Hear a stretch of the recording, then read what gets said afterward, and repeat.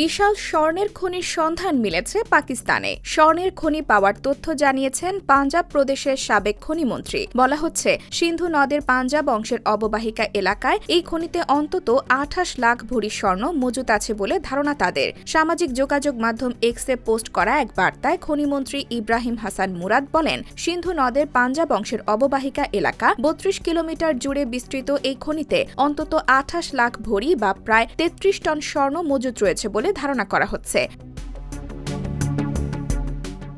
দেশের বর্তমান বাজারে এই পরিমাণ স্বর্ণের দাম 8,000 কোটি পাকিস্তানি রুপি। পাকিস্তানের ভূতাত্ত্বিক গবেষণা সংস্থা geological survey of Pakistan GSP এই জরিপ পরিচালনা করেছে। সিন্ধু নদের পাঞ্জাবের তীরবর্তী অঞ্চলের 127টি জায়গার নমুনা সংগ্রহ ও তা পরীক্ষার মাধ্যমে এই সিদ্ধান্তে এসেছে জিএসপি। গত বছর থেকেই স্বর্ণের খনির বিষয়ে কাজ করা হয়। স্থানীয় বাসিন্দারা দীর্ঘদিন ধরে সিন্ধু নদ থেকে সোনার কণা সংগ্রহ করলেও 2024 সালে পাঞ্জাব সরকার নদী থেকে সোনা উত্তোলনের উপর নিষেধাজ্ঞা করে এবং অবৈধ খনন বন্ধে 144 ধারা জারি করে।